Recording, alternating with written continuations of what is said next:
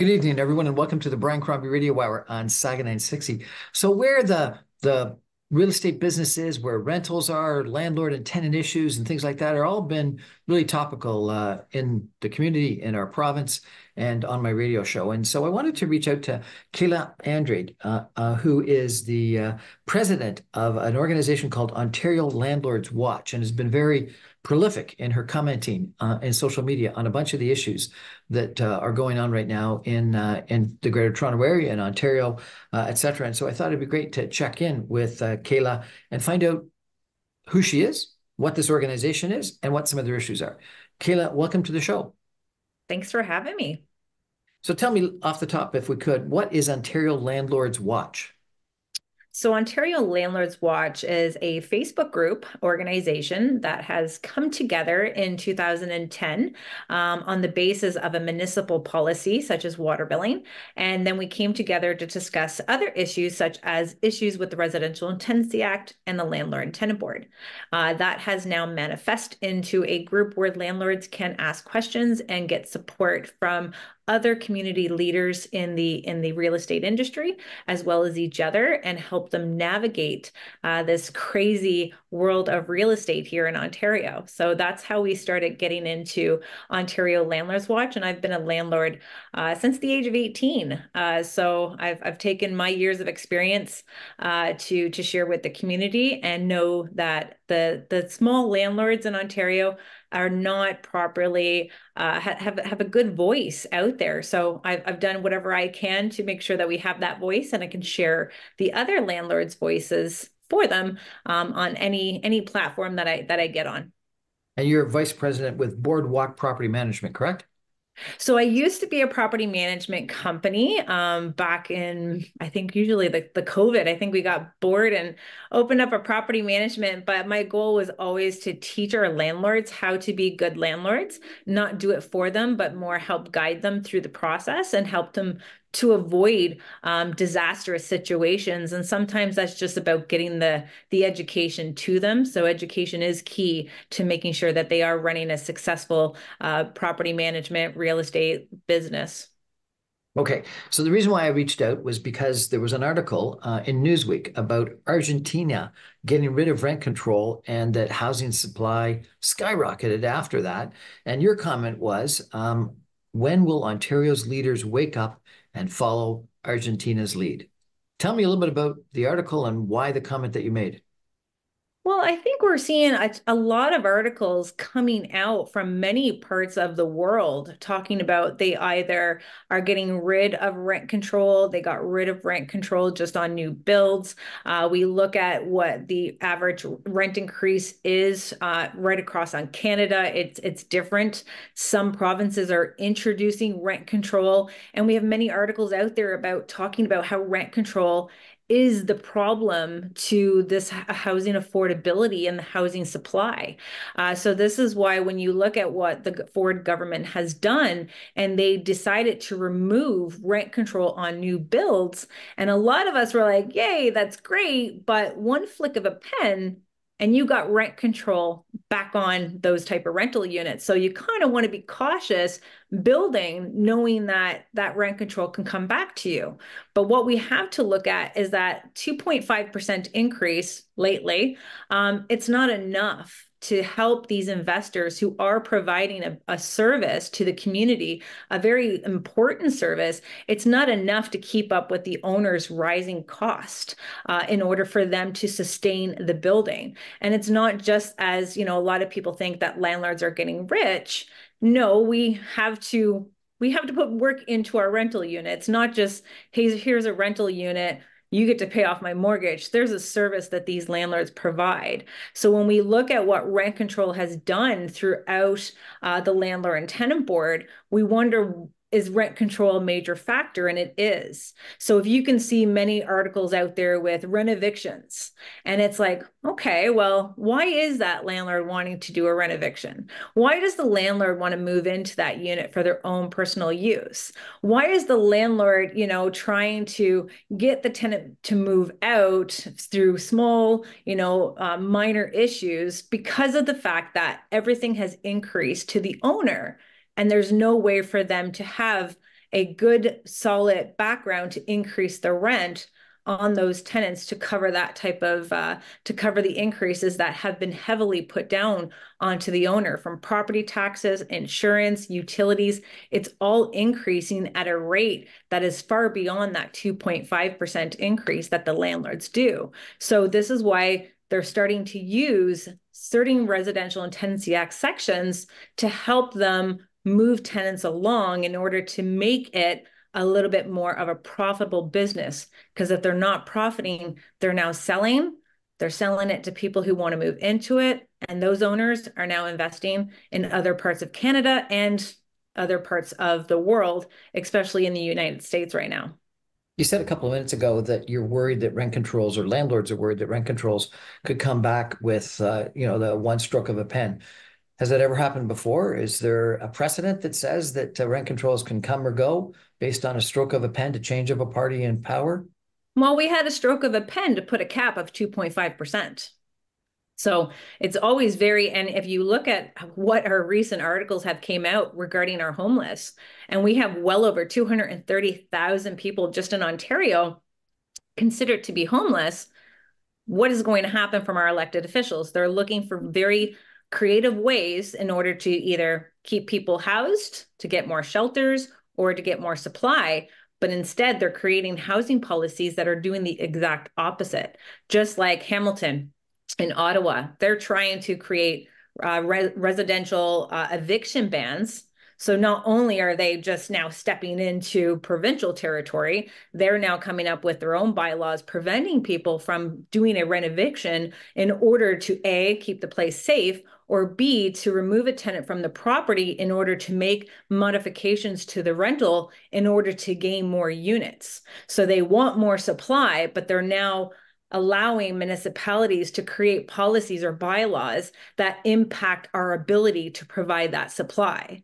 And if anyone has ever looked at our supply being built, I would say it's coming from the private sector more so than the government.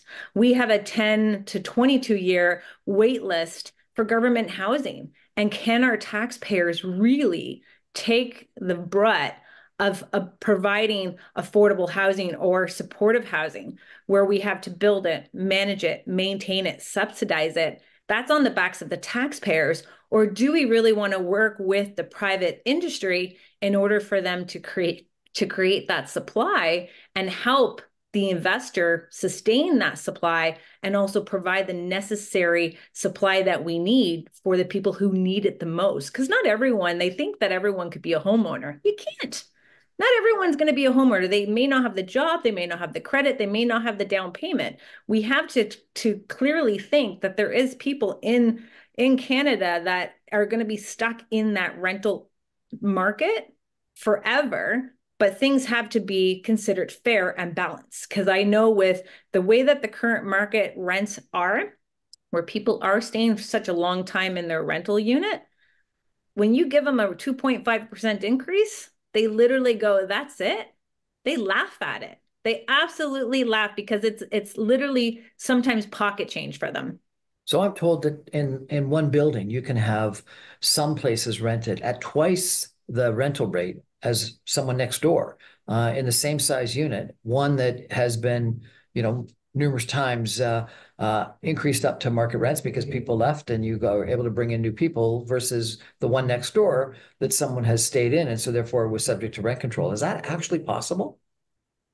Are you talking about a new build? Can you explain that one again? So you're just talking about a tenant leaving and now you're able to put the rent up for that unit because the tenant has left versus someone Yes. who's been there for a long period of time? Yes.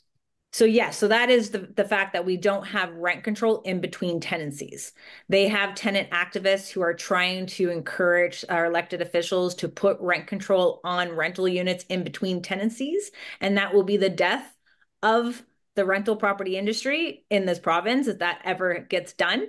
I can say that for a fact. No one would be able to sustain their business. But at the same time, we have to look at why do we have such a big jump? And I think our landlords are having to increase their rent as much as they can in between tenancies because the 2.5% doesn't work. And we know tenants are staying in rental units a lot longer than they normally would. So we wouldn't be able to adjust the rent in order to keep up with the spiraling increases that are happening on the homeowner front due to our elected officials and other So, services of our so is it utilities. possible that there could be two people in two apartments side by side, one where the tenant has stayed in for 10 years and one where there's been changes in tenants, and the one that's at market is twice the rental rate of the one next door that's rent controlled? Of course. That's shocking, isn't it? How is it? That Because we that gotta, someone could be if you paying gotta, that someone could be paying market and paying twice what the rent control. What there is effectively a huge subsidy that either the landlord is paying to keep the rents down on the person that's rent controlled, or arguably, if the landlord's got to make a certain return, what they're doing is they're jacking up the prices on the other people more than they otherwise would have, and or reducing maintenance because they're going to have to make a return on their money at some point in time. And so therefore, what you've got is a societal desire to keep rents down, but you're forcing that cost on either other tenants that are at market, that are new tenants that are moving in, and or on the landlords. And the landlords, they're not going to take it. What they're going to do is they're going to pass it on somehow, either by way of increased rent or by reduced something or other, reduced maintenance or reduced capex or not building new buildings. same thing to what a government would do when we have developers wanting to create new builds and they have one section being market rent and the other one's considered affordable. And they get either government grants, they get waive of development fees in order to create this type of development. But in reality, the cost savings that they're building on the affordable side, only the market rent unit now people are going to be paying to subsidize the losses that they're going to have to do in order to get that development done or to get those fees waived. So we see it on both ends of how it is, because it's not going, someone who's been in a unit for a very long time, yes, there should be definitely benefits to that type of rental unit because you've been there for such a long period of time. But it also needs to keep up with the cost of inflation. And that's what it hasn't done in many, many years. And that's why we're seeing more investors not look to Ontario as that province where they want to create more of a supply. They want to go somewhere where they can get a return on their investment and their services that they provide, but they also want to make sure that it's investor friendly. And that's one thing that Ontario is not. It's completely against the private industry. And there's such a huge backlog with the board. Why would anyone want to take all the risks and put their money into Ontario when tenants can stay in there months on end and not have to pay a single dollar and will not be at fault and just go and do it again and again to other landlords? That's where we're seeing a lot of the landlords now having to take that loss and also incorporate that loss back into that rental property. Now, your article that you quoted in Newsweek was interesting on Argentina's example. What they did is they repealed rent controls, and it doubled the amount of supply of rental accommodation. Doubled. Like, it's amazing that it doubled the supply. But actually, market rents went down. So it's fascinating that the affordable, the rent controlled units prices went up, but the market rents went down with this increase in supply, which I guess is basic economics. That if you increase in supply with a certain level of demand, the price should come down. But it's interesting that really what happened is exactly what basic economics would suggest should happen, is that as you dramatically increase the supply, yes, the rent controlled units went up, but the average rents, overall everything, including the market rents, went Mm. down. And that's what they will say. It's that we don't have an affordable housing crisis. They say we have a supply and demand crisis. But what is stopping that supply? What's stopping our government from creating that supply? What's stopping the private sectors from creating that supply? They're not looking at the root of the problem of why we're not doing it. Not for the simple fact we got red tape. Our elected officials talk about that red tape. They talk about NIMBYism. They talk about the landlord and tenant board. We talk about the supply of our labor. Like, do we have our laborers to get these developments actually built? And what is the cost for these materials materials. And if you see how long and the drawn out process that municipalities give these investors, by the time they get their shovels in the ground, it's 2 to 3 years. So we have to work on that strategy of being able to streamline that approval process to get these development built, and understand that, yes, I understand that our city, some people in our city may not want that building, or they don't want, 4 units attached to their single family home.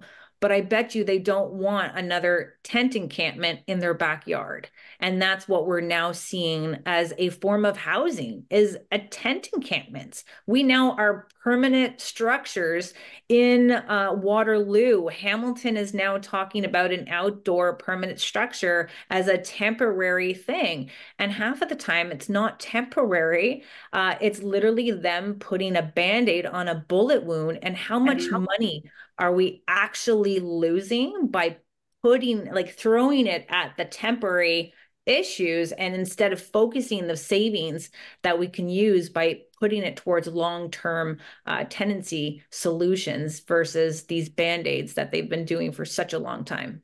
I think this is a really interesting conversation and a critical issue that we've got to pay attention to. And Kayla, thank you for raising it. We're going to take a break for some messages and be back in just 2 minutes. Going to talk a little bit more about landlord-tenant issues and supply issues and purpose-built rental issues, etc. Stay with us, everyone. Back in 2 minutes.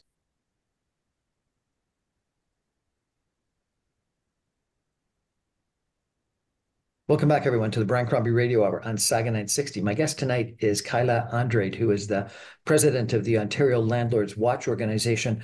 We've been talking about rent control, but we also want to talk about some other issues relative to rent and landlords and rental accommodation, etc. Kayla, purpose-built rental building is at an all-time low. And it's been fascinating. If you take a look at the statistics over the course of the last, 40 years, single family home construction is about the same as it was in the 1970s and 1980s, believe it or not, which is amazing, even though our population has doubled in that time. Purpose-built rental accommodation construction is down dramatically, and condominium development is up dramatically. Why do you think that trend has happened? Hard to say. It's more for the purpose built, it's definitely more costly. And we're looking at the land that people are purchasing, and they want to get as many units on that property and build up as much as they can to make the numbers work. And they have to make these numbers work, because if not, they're not getting the loans that they need to create these projects. The condos, on the other hand, that is starting to see, I'm seeing a lot more articles with, these projects going belly up. A lot of people are getting out of the development of condos, or they're still, not as much of an itch for people to get into condos. I don't like condos as an investment opportunity, just because of those condo fees that seem to have no boundaries. So it's never been quite my cup of tea, nor does the rules and regulations with the Condo Act. So it's really difficult that you find yourself in between a rock and a hard place between the condo and the tenants. So it is very different from what I can see people wanting. We call it the missing middle. And we know that there is a lot of these properties that can be developed, but it's always going to be about that cost for material and the approval process from the municipalities of how we're going to get this type of properties built. I know for me, in an apartment building, it's not going to be for everyone, but it could be for people who are, someone who needs more accessibility. We failed to talk about units that are not accessible to people with disabilities either. So we have a lot of need for different types of rental units. That's going to be from, the private sector. It's also going to be from the government and the affordable rent guaranteed income. And it's going to be hard to know what people are into, but it's all, I think, comes down to the cost and the land of building could be why it's down. I think it's down because of rent controls, and we've already talked about that. Oh I think yeah, it's that's I think it's down it's because rental accommodation is a longer term investment. To rent up a building takes what, a year and a half to rent up a building. If you build a purpose-built rental apartment building, And so you've got to wait till you lease it up before you can either sell it or get refinancing or whatnot. Versus a condo, you're selling hopefully 80% of it the day you get the occupancy permit. And so therefore paying off your debt and making your profit right then. And so when property prices, condo prices have been going up at a fairly rapid clip, which up until recently has been the case. You're quite correct. That's maybe changed, if not definitely changed in the last little while. But when property prices are continuing to go up, um, the return, the payback on a condo project is far better and quicker than a purpose-built rental. And so I think that's another challenge. I think that the other issue is, and you sort of talk about it when you talk about condo fees having almost no limit. When you think about all the expenses associated with running a building, it seems like condo boards have a fairly easy way of passing it on to all the people in the building. Oh, But yes. landlords don't have such an easy way to pass it on to the renters, right? That is correct. That's it's big. It's like big kids, big problems, big buildings, big problems. That's where you kind of look at it, and it's very costly. I worked in a student housing for in the condominium world, and that was 180 units with 500 students. And you see what happens through, college and the damages that happen throughout that property and what that cost is and how easily it gets passed through the management to the owner. And now it's up to the owner to try to make that tenant responsible for that hefty damage. But no matter what, the Condo Act does seem to overpower a lot of what we put in our leasing. So we have trouble, trying to manage that with our tenants if you are buying a rental property as a condo. You posted about housing has become expensive for everyone. This is why landlords often prefer to rent to their family members instead of having them seek accommodations elsewhere. And you went on to say the government needs to stop stripping away the property rights of owners. Landlords deserve the right to access and manage their properties without unnecessary obstacles. Let's support landlords in gaining rightful access to their own properties. Tell me, what's that issue? That is what's happening when you see rent control, when you see municipal bylaws such as water billing, rent eviction, landlord licensing, when you see that there's a backlog of, 10 to 12 months before you can evict a tenant, the landlords are now at a point where they're like, hey, look at our cost for this property.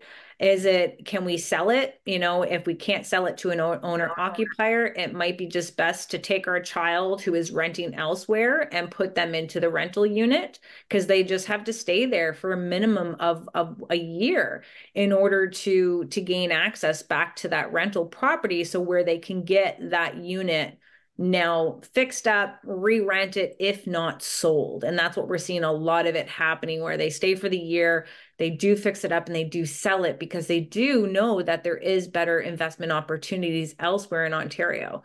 So we're going to see it being passed down to their children and giving their children that option to live in the rental unit where these tenants are going to have a very difficult time now being in a rental unit for such a long period of time and now having to go back into the rental market in order to find something that is considered affordable.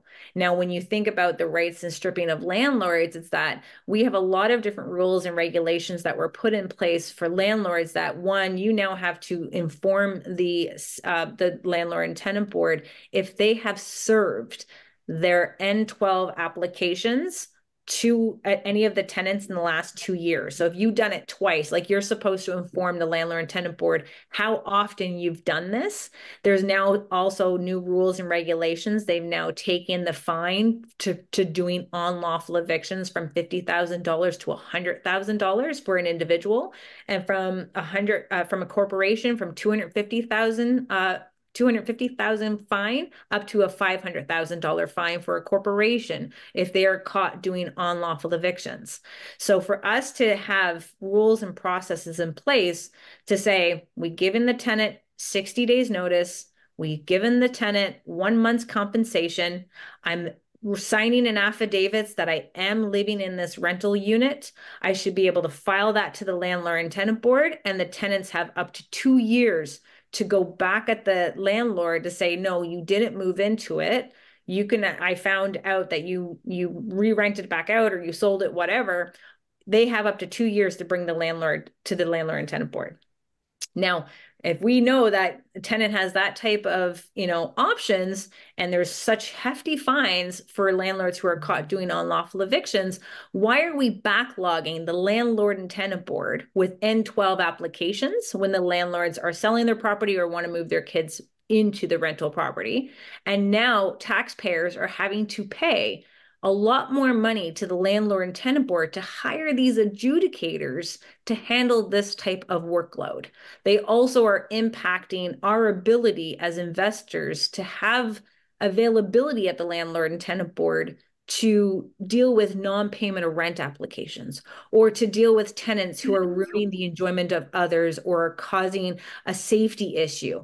They've now taken up valuable time at the landlord and tenant board just to have a hearing to say, yes, I'm the landlord. I want to move into it. My kids want to move into it. The new owner wants to move into it. Here's my $186 fee for filing this application. Here's what I have to pay for my paralegal to represent me. Why are we going through that extensive process when there's already a process and a consequence in place if a landlord is caught doing it unlawfully? So these are like hefty fines. It obviously is it discourages investors from wanting to, try to do anything sneaky, but we should not be wasting the valuable time of adjudicators to deal with non-payment of rent, nor the personal use applications. I've been warned about renting out some rooms or some apartments. People told me that even if I'm completely as a landlord on the right, someone's going to take me to the landlord tenant board, and it's going to take two years, 18 months to ever hear the suit. Is that true? For which case? Any case, anything that goes before the landlord tenant board. Well, right now we're looking at a 4-month time frame, which is great. We're still looking probably over a year for rent geared to income, or rent above raising the rent above the guideline application, but it's about 4 months to get a hearing. Now, if you get a hearing in 4 months, you still have to wait another 30 to 60 days for an order, and that's if your hearing at the first hearing went by well and everyone showed up and whatnot. But you can also ask, the tenants are asking for they're asking the adjudicator to delay the hearing. So they want to go back on another day, or they don't show up and they ask the landlord and tenant board for a review. So they apply for a stay. So then you have to book another hearing to have them explain why they didn't show up to their first hearing. So it can continue. Oh, it goes on and on. They say, hey, I'm here for my non-payment of rent application. I can make some payments. I just got my job back. I'm also depending on, Lutherwood. These are local service managers Ontario that help tenant with rent relief, but I'm waiting for them to send me the payment. Let's work out a payment arrangement in which that would result in a Section 78 where the tenant has to make sure that that payment arrangement is on time and in full. But the third party didn't come with their funding. So the tenant obviously broke that agreement. The landlord technically should be able to apply to the landlord and tenant board underneath the L4 application with the default order, but tenants can still fight that one too. Right. Right. So, they have rules and processes in place for both landlords and tenants, but it seems like the landlord and tenant board likes to bend them when it fits the need for the tenants to keep them in the unit, even though they spent months and years not paying rent. They don't care.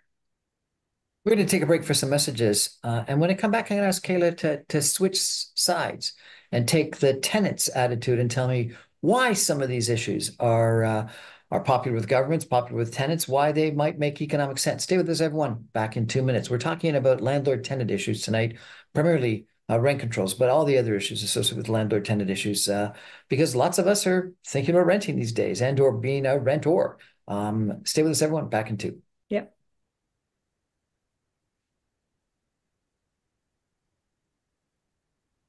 Welcome back, everyone, to the Brian Crombie Radio Hour, Sagan and 60. My guest tonight is Kayla Andrade. She is the president of the Ontario Landlords Watch organization, and she's been really prolific in a lot of her postings on social media and in other media in regards to landlord and tenant issues. Most recently, I saw a really interesting article that she commented on quite voluminously in regards to rent controls and how getting rid of rent controls could actually benefit everyone by a dramatic increase in supply, and the example of what happened in Argentina, which is kind of interesting. Kayla, I want you to take for a second the opposite side and pretend you're head of a tenants organization.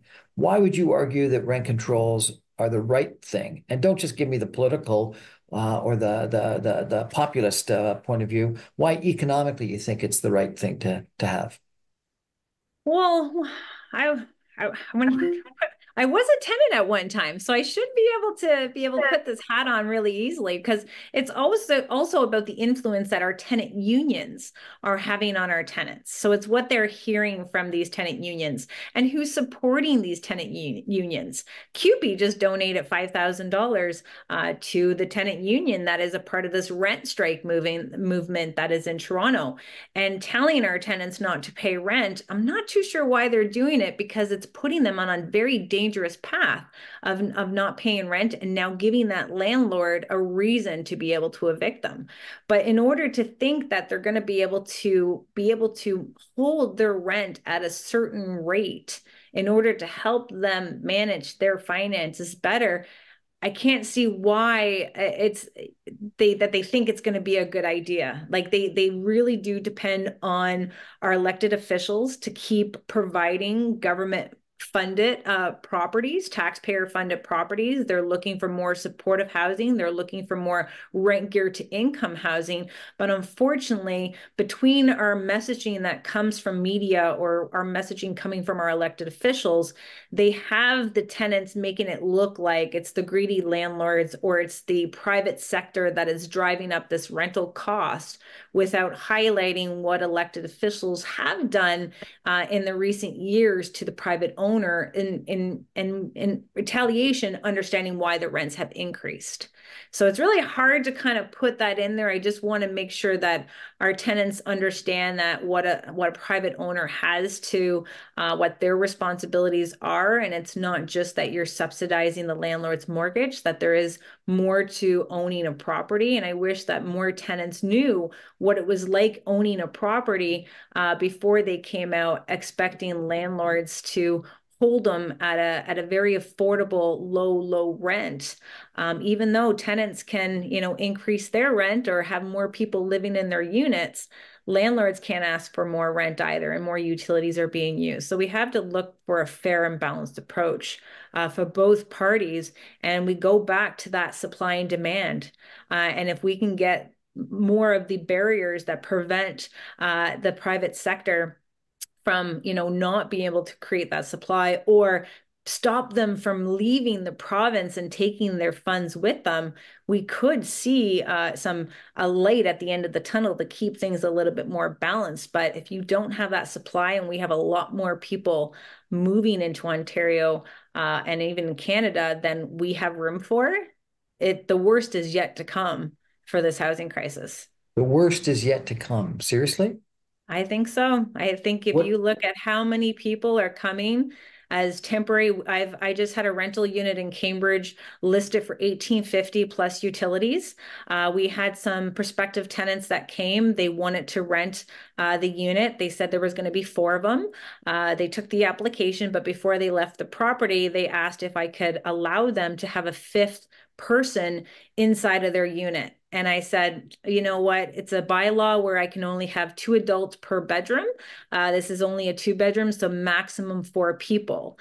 They said, okay, the reason why I'm asking two is because they are living in a one-bedroom basement apartment in Kitchener, all five adults living in one bedroom.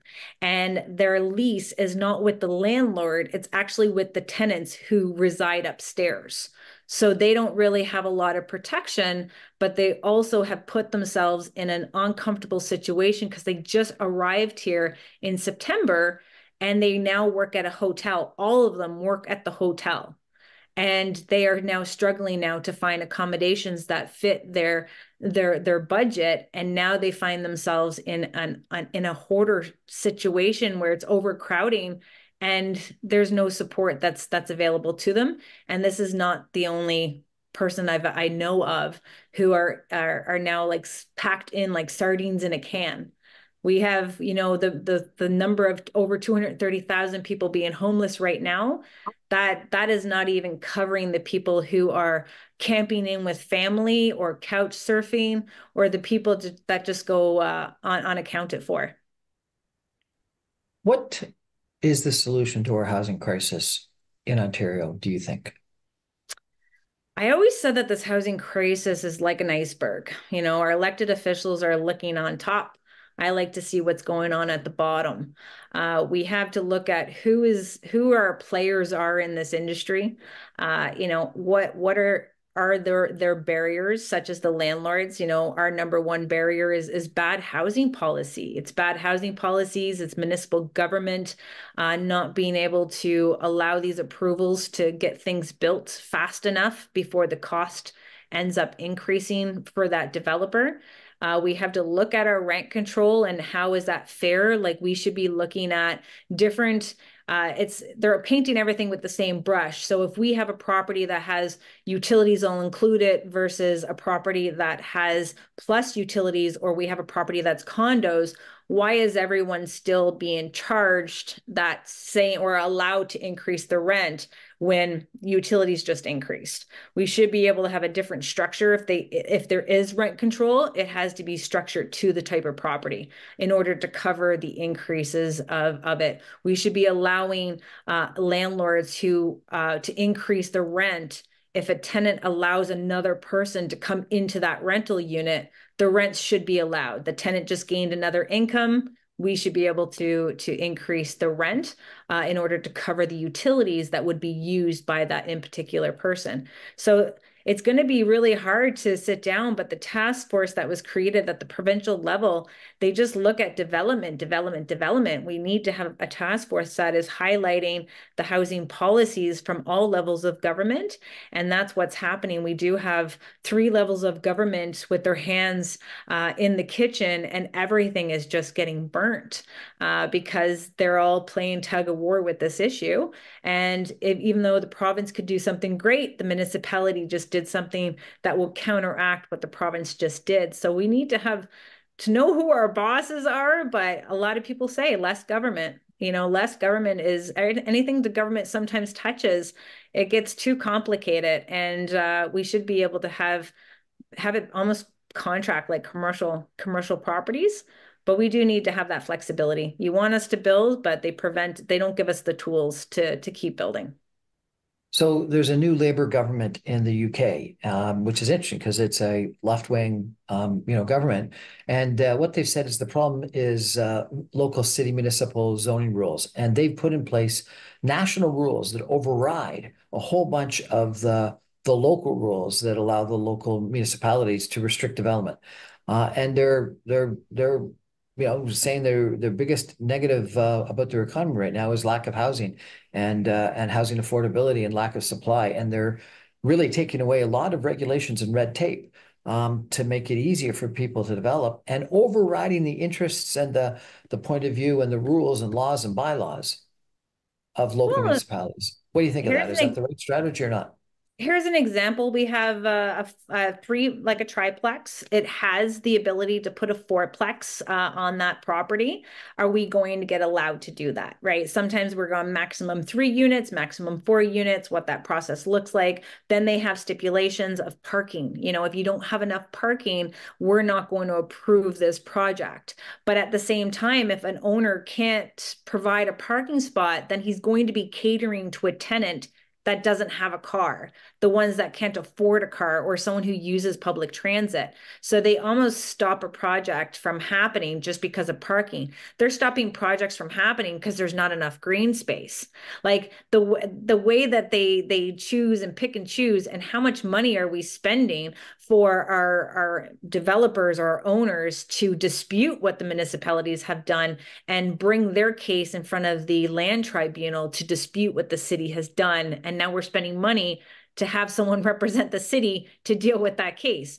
So it is, you see what it's happening because you have a lot of people you have city councilors and they have constituents and they're trying to listen to their constituents.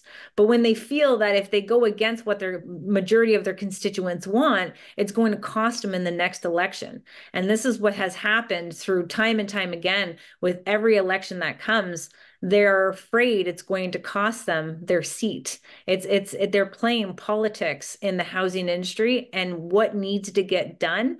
I don't think we have the elected official that's out there brave enough to put their job on the line to do and say what needs to be done. And everything needs a massive overhaul if we're going to try to build back what was.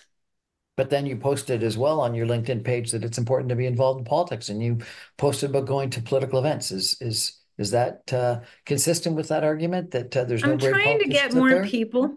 I'm trying to get more people involved, but when you've been doing it for 14 years and you are trying to get the voice of your MP, your MPP, and you have those meetings and you have those roundtable discussions and you see them meeting with the Federation of Rental Housing Providers of Ontario, but where does that organization stand with? They stand with the bigger landlords, right? So it comes down to, are they listening to the small landlords? We've had meetings with the Attorney General. He was supposed to show up, but we end up getting his staffer instead. I don't think they're taking it that seriously because they know whatever they say, I'm going to make it public. And it's going to be public. Are you with us or are you against us? Are we moving forward in these ideas that we've given you? We've created reports of recommendations that they can do, just like the Ontario Ombudsman had recommended 61 recommendations to improve the landlord and tenant board, and we still don't even know where they are in adapting any of those 61 recommendations. So we always want to make sure that we're not giving up. I don't want to say I'm giving up, but I'm going to do whatever I can as an experienced investor and housing consultant to tell our community what to look out for to protect themselves if they want to stay in Ontario, but also let them know of what other provinces or states are out there that could be more desirable for them. Okay, so to summarize our discussion, number one, rent control, you think is a big issue. And we've got to make sure that we either don't have rent control or we don't change our current system and allow more housing to be put into rent control. And so it's effectively you've got to promise people that you're not going to, with a stroke of a pen, change the rent control rule. So no rent control, eliminate what we've got, or at minimum, don't make it worse than our current situation. Number two is you talked about the whole landlord and tenant board process, and you're saying there's too many things that go to the landlord and tenant board. The amount of people that we need to dedicate to that process is too many. The time period to get to hearings is too long, and there's too many issues that need to be taken to that board for approval, and there should be more as of right things that you can do, I guess is what you're saying. And then I think the third thing you said is that we just need more supply. And so therefore we need less red tape and less regulation. And I presume that is relative to missing middle, apartments, condos, and single family homes. But just overall, we need less red tape and regulation. We need to increase supply. Is that a fair summary? You're definitely a good listener, but make sure that you put in it's not just about the more supply, we need to protect the current supply. I think when I was at an event in Ottawa and they had elected officials that were there, they also had people from different community events, and they said that back in the day they had programs with, keep things affordable for 20 years, these are all the perks. Those contracts have now come up for renewal to see if these people want to continue renewing that contract, and they said no. So now they can, as tenants move out, they can put the rents to whatever they want. There's no any agreement. So they actually said we're actually losing rental stock as you see it, and especially with the economy and the price of our interest rates, we're seeing a lot of rental stock being left as single family homes used to be. That entry level for these investors. They now have stepped away from investing into the single family home. So now they're giving the tenants notice to leave because they sold it to an owner occupier. Same thing with our townhouses, or that we have apartment buildings turned into condos. This is why we have such a duty to try to protect the current supply. But unfortunately, the only supply that is leaving is that private sector, and we're not able to get more supply built as taxpayers who are already taxed to death. Kayla Andrade, the president of the Ontario Landlords Watch. Thanks so much for joining us. Thank you so much for having me, Brian. If people want to follow what you got to say, what's the best way to do that? Ontario Landlords Watch on Facebook, LinkedIn, Instagram, and even on X. And you can visit us at ontariolandlordswatch.com. Thanks so much. That's our show for tonight, everybody. Thank you for joining us. I remind you, I'm on every Monday through Friday at 6 o'clock on 960 AM. You can stream me online, even from Cambridge, Ontario at www.saga960am.ca. Good night, everybody.